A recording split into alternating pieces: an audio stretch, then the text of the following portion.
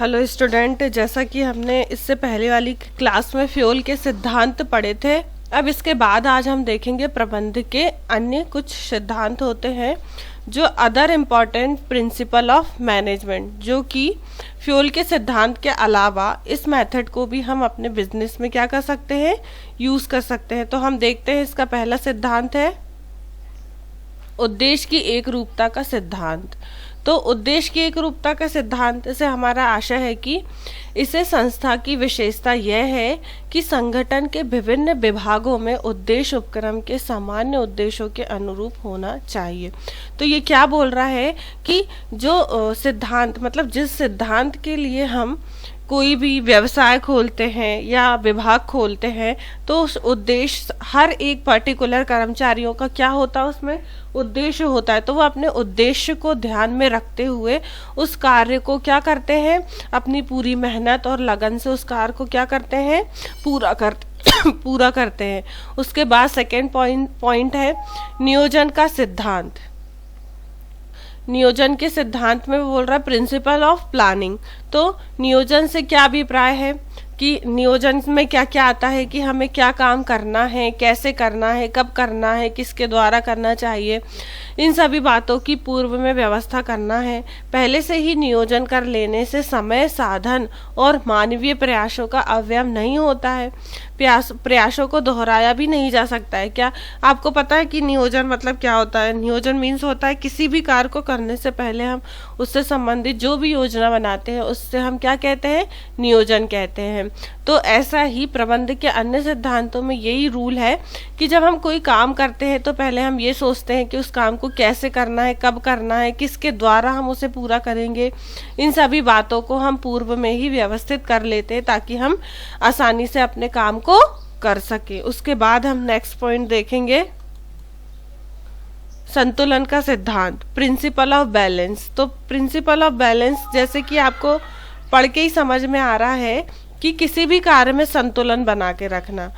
तो इसके जो राइटर हैं उर्वरक, उन्होंने इस बात पर जोर दिया है कि संगठन के विभिन्न भागों में संतुलन भी हो, अर्थात मुख्य कार्यकारी विभाग और विभाग प्रमुख के कर्तव्य और दायित्वों में संतुलन रहे। वो क्या देखते हैं कि व्यवसाय में जो भी व्यक्ति कार्य कर रहा है उसमें कार्य करने वाले कार्य अधिकारी जो होते हैं वो, और उसके बाद जो कर्मचारी होते हैं उनमें आपस में क्या होना चाहिए, बैलेंस होना चाहिए। मतलब एक दूसरे को समझने की क्षमता होनी चाहिए। उनको ऐसा मौका मिलना चाहिए कि सब अपनी बातें आसानी से रख सके और कार्य को क्या कर सके, पूरा कर सके। उसके बाद है नियंत्रण के विस्तार का सिद्धांत, प्रिंसिपल ऑफ कंट्रोल। तो प्रिंसिपल ऑफ कंट्रोल में क्या होता है कि प्रत्येक व्यक्तियों में नियंत्रण की एक सीमा अवश्य होती है। चाहे वो कोई भी व्यक्ति हो, उसे पता है कि हमें किस सिचुएशन में कौन सा काम करना है। उसे नियंत्रण मतलब उस पे एक कह सकते हैं कि एक रूल और रेगुलेशन होता है, उसे उस चीज़ को फॉलो करना होता है। उसके पास एक सीमा होती है उस चीज़ को करने की, जो कि उसकी योग्यता और क्षमता और अनुभवों पर निर्भर करती है। जैसे मान लीजिए कि हमारा एक कोई सा भी बिजनेस है, तो हमें पता है कि हम अपनी समझदारी से, हम अपनी योग्यता से वहाँ पर नियंत्रण का इस्तेमाल करेंगे कि किसको किस लेवल का काम देना है, किसको क्या सिखाना है, कैसे सिखाना है। तो ये सब नियंत्रण के अंतर्गत ही आता है। फिर इसके एक राइटर है, उन्होंने कहा है कि कोई भी अधिकारी प्रत्यक्ष रूप से 5 या 6 अधीनस्थों से अधिक का निरीक्षण नहीं कर सकता।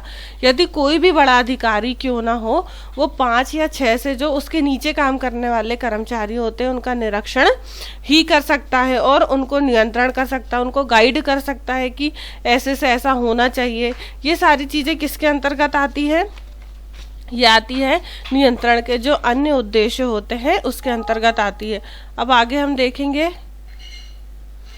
भारण पर और प्रत्यायोजन का सिद्धांत।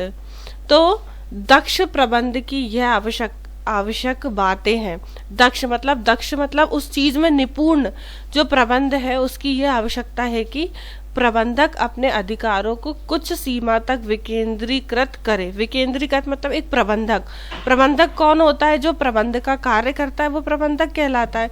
जो उस व्यवसाय का प्रबंधक होता है वो अपने कुछ जो अधिकारी होते हैं उनको विकेंद्रीकरण मतलब काम पर फोकस करने के लिए क्या कहता है? काम पर फोकस करने के लिए जोर देता है, जिससे कि वो प्रबंध के जो भी काम होते व्यवसाय के उस काम में क्या हो सके, वो लोग दक्ष हो सके। उसके बाद है अपने अधीनस्थों को सौंप दे और विकेंद्रीकरण करे। उसके बाद वो निश्चिंत होकर अपने सारे काम उसके अधीनस्थ जो होते हैं उन्हें वो काम सौंप दे। तो ये विवेकपूर्ण ढंग से होना चाहिए। तो इस काम के लिए वो ऐसे अधीनस्थों को चुनेगा जो उस कार्य में क्या हो, निपुण हो। उसके बाद आता है समन्वय का सिद्धांत, प्रिंसिपल ऑफ कोऑर्डिनेशन। तो प्रिंसिपल ऑफ कोऑर्डिनेशन क्या होता है? किसी भी व्यवसाय में, चाहे वो कोई सा भी व्यवसाय हो, उसमें जो कर्मचारी होते हैं उनमें आपस में कोऑर्डिनेशन होना बहुत ज़रूरी होता है, नहीं तो व्यवसाय ज़्यादा दिन तक टिकता नहीं है। सबसे महत्वपूर्ण यही होता है कि समन्वय होना बहुत ज़रूरी है। इसका आशय यह है कि उपक्रम के विभिन्न विभागों तरह व्यक्तियों की क्रियाओं में उपयुक्त समन्वय होना चाहिए।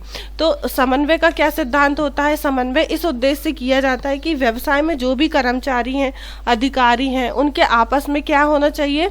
एक समन्वय होना चाहिए, कोऑर्डिनेशन होना चाहिए, ताकि दोनों एक दूसरे की बातों को समझ सकें और काम को अच्छे से पूरा करें, ताकि वो अपने जो भी लक्ष्य से उन्होंने व्यवसाय शुरू किया है उस लक्ष्य को क्या कर सके, वो प्राप्त कर सके, ताकि प्रभावपूर्ण संगठन कार्य कुशलता लाई जा सके। तो ऑब्वियस सी बात है, कार्य में अभी हमें कार्य कुशलता, कार्य मतलब कार्य अच्छा भी हो, कुशल मतलब दिन पे दिन वो बढ़े, तो इसके लिए हमें क्या करना पड़ेगा? समन्वय को स्थापित करना पड़ेगा। उसके बाद आता है नेतृत्व का सिद्धांत, प्रिंसिपल ऑफ लीडरशिप।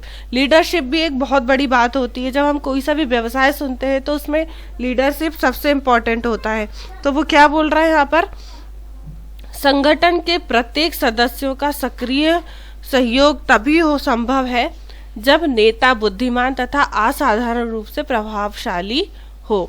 सही बात है, संगठन के कार्य को हम तभी पूरा कर सकते हैं जब उसमें कार्य करने वाले जो भी कर्मचारी हो, जो भी वर्कर्स हो, जो भी अधिकारी हो, वो कैसे होने चाहिए? बुद्धिमान होना चाहिए, असाधारण रूप से प्रभावशाली हो, मतलब वो बिना मतलब के बहुत सारा क्या दे सके, काम में अपनी लगन दिखा सके। फिर जो दूसरों का मार्गदर्शन कराते हो, उन्हें प्रेरित करते हो, उन्हें निर्देशित और नियंत्रित करने में सफल करते हो। तो ऐसा है कि व्यवसाय में जो भी काम कर रहा हो तो उसके नेतृत्व का ध्यान रखते हुए उसे सही मार्गदर्शन देना, और मार्गदर्शन के साथ साथ कार्य में जो भी नियंत्रण हो रहे हैं उस नियंत्रण को पूरा करना। तो ये होते हैं नेतृत्व का सिद्धांत।